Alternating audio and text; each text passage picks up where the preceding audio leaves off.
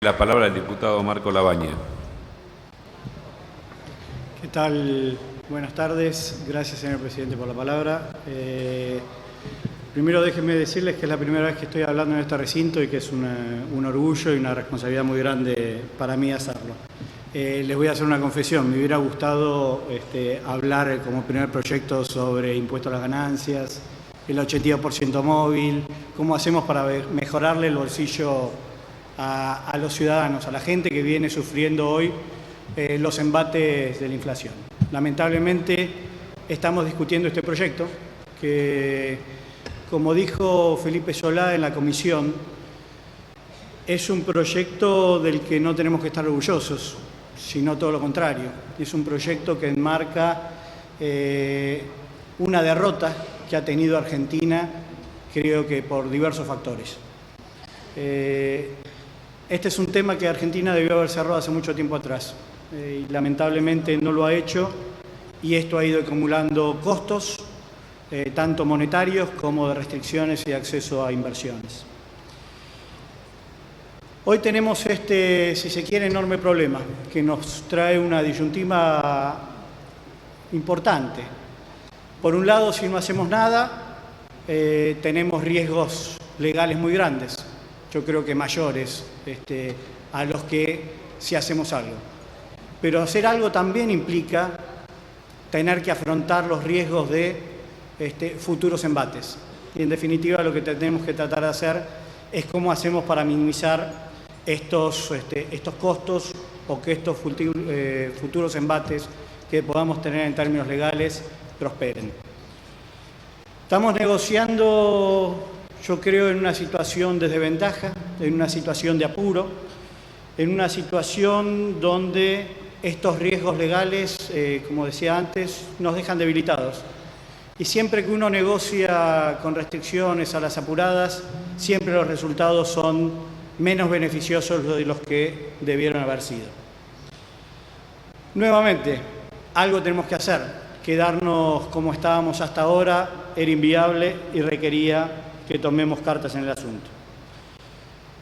El tema de la deuda empezó ya hace mucho tiempo atrás. Yo voy a hacer algunas correcciones a algunas cosas que escuché. El default empieza en Argentina en este mismo recinto, efectivamente, allá por el 2001, y las primeras indicios para salida del default se dieron en el gobierno de Duhalde. No fue en el gobierno de Néstor Kirchner, el cual sí continuó después el proceso de negociación y se cerró exitosamente en el año 2005. Pero las primeras ofertas fueron durante el gobierno de Duhalde, que se planteó el esquema del 75% famoso ese de quita. En el 2005 se logró cerrar una parte importante de este tema. Se logró casi el 76%, un poquito más del 76% de adhesión. Eso en cualquier otro proceso de reestructuración en el mundo hubiera significado automáticamente cerrar este capítulo. Lamentablemente, y por las condiciones que tenían los bonos, esto no fue así. Pero no era algo que no estaba previsto. Argentina tenía previsto en ese momento una hoja de ruta que debía seguir para ir cerrando definitivamente y aislando los buitres que en ese momento no tenían la sentencia ni la fuerza que tienen hoy. Lamentablemente esa hoja de ruta se abandonó. Esa hoja de ruta se fue postergando, se fue modificando y lamentablemente terminamos en una situación donde todas las operaciones siguientes que se hicieron para solucionar el problema de deuda fueron conllevando consigo costos más importantes y quitas menos beneficiosas respecto de la del canje 2005. El fallo de Griesa es totalmente cuestionable. La verdad que es un fallo que se extralimita en lo que es la interpretación de la pari passu. Es un fallo que se extralimita incorporando gente que nada tenía que ver en el litigio, el 93% que en ese momento ya estaba incorporado en el proceso de canje, los mete dentro del conflicto legal y traba la posibilidad de que sigan cobrando en tiempo y forma.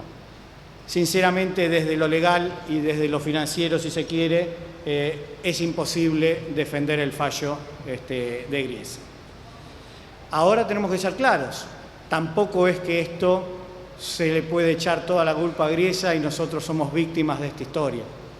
Nosotros generamos grandes hitos que fueron los que justificaron, erróneamente a mi entender, pero que justificaron el fallo que emitió Griesa y las restricciones que puso. No somos víctimas en este tema y no tenemos que sentirnos víctimas, sino que tenemos que hacernos responsables para en un futuro no volver a realizar los mismos errores. Más allá de que el juicio y el fallo de Griesa es cuestionable, lo cierto es que está firme. Lo cierto es que todas las instancias de apelación en Estados Unidos fallaron en contra de la Argentina. Nuevamente, creo que ahí por falta de una estrategia clara, una defensa clara que pudiera evitar que llegáramos a ese punto. En el 2014 vino el fallo que nos obligaba a pagarle a los fondos buitres con la ratificación o en realidad la no aceptación por parte de la Corte Suprema de Estados Unidos del caso argentino y dejó en firme el pago, la sentencia monetaria que tenían algunos fondos. En ese momento la discusión era si había que pagar o no y que como era una sentencia judicial no violaba la cláusula Rufo.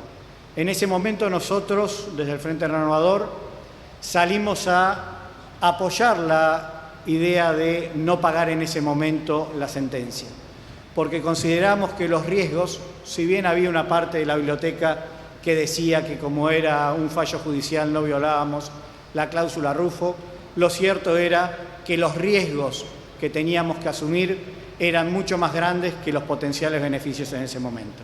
En ese momento faltaban menos de 8 meses para el vencimiento de la Rufo y no tenía sentido correr con la posibilidad de que el 93% se pudiera agarrar de esa cláusula. Junto con esa negación también nos negamos o nos opusimos, si se quieren, a la ley de pago soberano, considerando que la ley de pago soberano no iba a solucionar absolutamente nada, sino que iba a generar más problemas. Dicho y hecho, la ley de pagos soberanos no generó un solo beneficio, no generó una sola adhesión a los canjes propuestos en esa ley. Oponerse en ese momento era fácil, lo difícil era ponerse y trazar una hoja de ruta distinta. Y nosotros desde el Frente Renovador lo hicimos. Presentamos un proyecto de ley donde claramente establecíamos cuáles eran todos los mecanismos y todos los puntos que se debían tocar para empezar a solucionar el tema.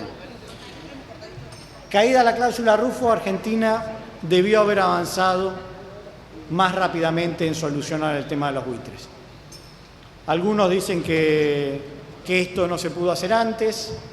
Yo creo que podríamos haber apurado un poco los tiempos. Lamentablemente, los costos que se acumularon fueron más grandes. Y si se quiere, los costos también en términos del modelo económico, que empezó a generar distorsiones, empezó a generar desequilibrios, que explican gran parte de este apuro que tiene hoy el gobierno actual para cerrar estos acuerdos. Seguramente, si no tuviésemos estos problemas de índoles macroeconómicos, el apuro sería otro.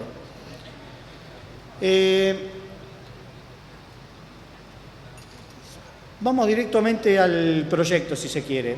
Nuestra preocupación comparte las preocupaciones que tenían varios bloques. Mismo comparte algunas preocupaciones que tenía Néstor Pitrola anteriormente. Básicamente nuestros cuestionamientos fueron en base a cuatro líneas principales. La primera, el andamiaje legal. Cómo hacer para protegernos de eventuales litigios que seguramente van a venir. La clave de esos litigios es cómo hacemos para que no prosperen. Siempre va a haber alguien que nos va a reclamar y esto creo que hasta los mismos abogados argentinos lo admitieron. Hicimos sugerencias, esperemos que el Poder Ejecutivo las incorpore dentro de las negociaciones porque creemos que son un paraguas adicional que nos puede proteger hacia adelante. El segundo punto era la limitación de la oferta base que se estaba haciendo.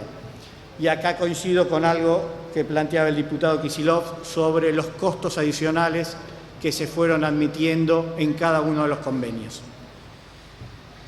Nosotros creemos que por lo menos hacia adelante tenemos que ser muy claros de cuál va a ser el costo que va a tener Argentina y cuáles van a ser los costos que va a tener que asumir hacia los tenedores que hoy no entraron en las distintas propuestas o no firmaron los distintos acuerdos.